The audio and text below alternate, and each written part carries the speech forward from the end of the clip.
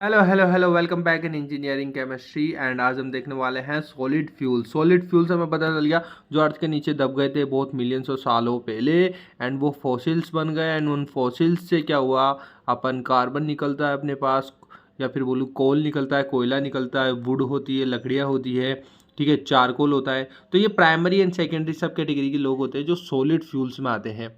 Okay, तो now first we see wood, लकड़ी। तो एक लकड़ी क्या है? लकड़ी एक प्राइमरी सॉलिड फ्यूल है, यानी कि जो नेचुरली है, हमने क्रिएट नहीं करी है, ठीक है, नेचुरली है, ठीक है, available in the abundance of the forest, यानी कि बहुत प्रचुर मात्रा में जंगलों में पाई जाती है लकड़ियाँ, ठीक है। और लकड़ियाँ has been use as a fuel from the Asian times, यानी एशियन टाइम्स से इनको यूज किया जा रहा है, क्योंकि हमें पता है कि जब लोग गुफाओं में रहते थे तो लकड़ियाँ बर्न करते थे, ठीक है, एंड समहाउ उनको पता चला इस तरह से आग जलती है, तो बहुत एशियन टाइम से है ना लकड़ियों का यूज किया जा रहा है एज ए फ्यूल, ठीक है। नाउ तो आपकी जो नॉर्मल लकड़ी होती है ना उसमें 25 से 50% मॉइस्चर होता है, लेकिन अपन ये वाली वुड यूज नहीं करते हैं फॉर बर्निंग पर्पस। तो अपन किसका कंबशन करते हैं? बेसिकली अपन यूजेबल कौन कौन सी होती है जिसके पास 10 to 15% मॉइस्चर होता है आफ्टर ड्राइंग, यानी कि उसको ड्राई कर देते हैं, जब उसका मॉइस्चर उसके अंदर 10 to 15% होता है तो घरों में नॉर्मल अपन चूल्हा जलाते हैं या फिर अपन कोई भी इंडस्ट्रियल पर्पज के लिए भी यूज करते हैं, तो उसमें 10 to 15% मॉइस्चर अवेलेबल होती है। नाउ अगर इसके अंदर हीट हीट कितनी निकलेगी अगर उसको बर्न करेंगे, तो अपन के पास 3500 से लेकर 4500 किलो कैलोरी पर केजी निकलेगी, ठीक है, इसके अंदर।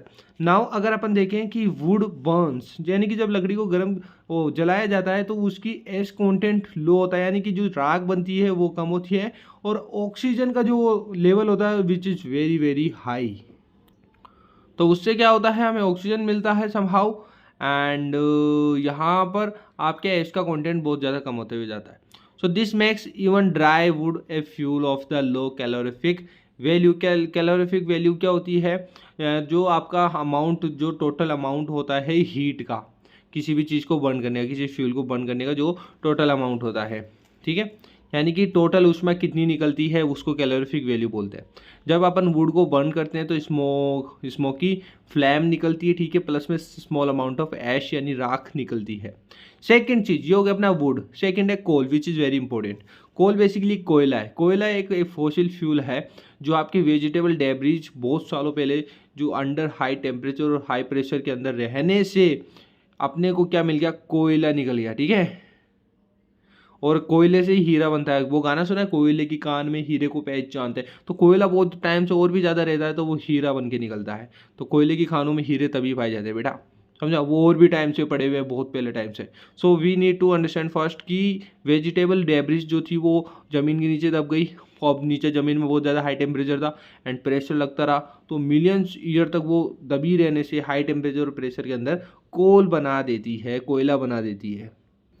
नाउ जो कोल का ट्रांसफॉर्मेशन होता है वो टू स्टेज में होता है। फर्स्ट होती है पीट। पीट एक समहाउ आप समझो यहाँ पर कि जो प्लांट मटेरियल है जो आपके वेरियस माइक्रो ऑर्गेनिज्म के द्वारा अटैक किया जाता है, डेट स्टेज पर, उस स्टेज को बोलते हैं पीट स्टेज। इस स्टेज पे माइक्रो ऑर्गेनिज्म के द्वारा अटैक किया जाता है आपके प्लांट मटेरियल जो ज़मीन में दब गए हैं, ठीक है, तो उनके ऊपर अटैक किया जाता है समहाउ। तो इससे क्या होता है कि उस पर्टिकुलर एरिया में हाँ स्पॉन्जी स्पॉन्जी फीट पीट बन जाता है एंड उसके कई सालों बाद फिर कोयल बनता है। सेकेंड स्टेज क्या आती है? Chemical stage. इसमें क्या होता है, जो आपका पीट बन गया है, ठीक है, peat deposits buried under the sedimentary deposits loose moisture under the high temperature pressure. High temperature pressure के अंदर क्या होता है कि जो आपने डेबरी जिसके नीचे रही है, जो पीट बन गई है, अब क्या बन गई पीट, वो पीट के अंदर जो मॉइस्चर है वो हट जाता है। मॉइस्चर क्यों हट जाता है? कि हाई टेम्परेचर प्रेशर के कारण उसके अंदर से मॉइस्चर भी धीरे धीरे हटने लगता है। सो इन दीज टू स्टेजेस के अंदर कोल का निर्माण होता है। नाउ देखो जो पीट है वो get enriched in the carbon and at the end वो कार्बन बना देता है आपका पीट। तो आप बोल सकते हो कि स्पॉन्जी पीट अगर 10⁻⁷ ईयर्स तक रखोगे अर्थ के अंदर तो वो एक यंग ब्राउन कोल बना देता है।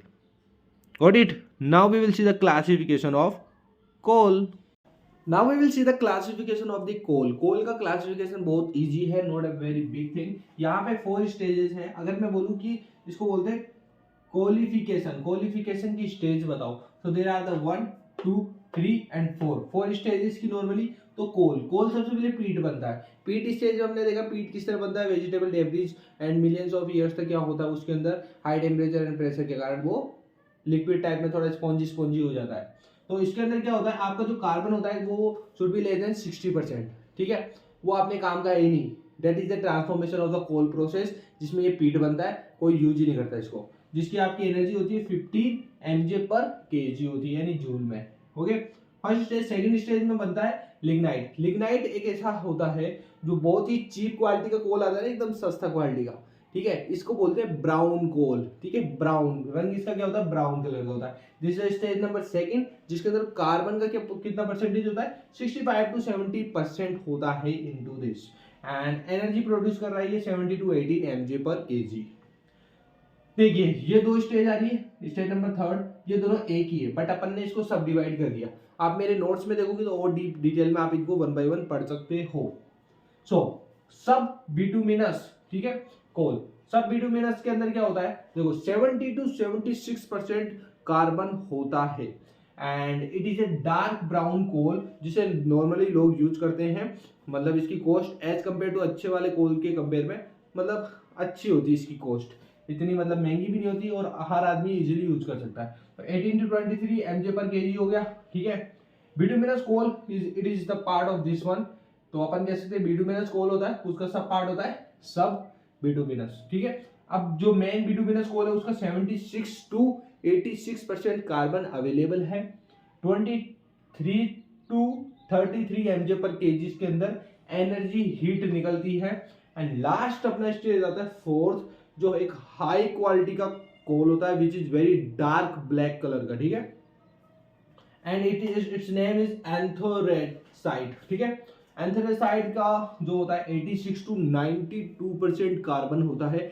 जितना ज्यादा कार्बन उतनी ज्यादा एनर्जी निकलेगी, ठीक है, उतना ज्यादा पॉल्यूशन भी होगा, और डेफिनेटली होगा, कार्बन है तो पॉल्यूशन होगा, ठीक है। तो 32 to 33 mJ/kg के अंदर होता है, and which is a very high quality of the coal. तो ये था हमारा classification of the coal. I believe आपको मजा आया तो क्या करने का, वीडियो को लाइक करने का। मिलते हैं नेक्स्ट वीडियो के साथ में। Thank you so much. जय हिंद, जय भारत।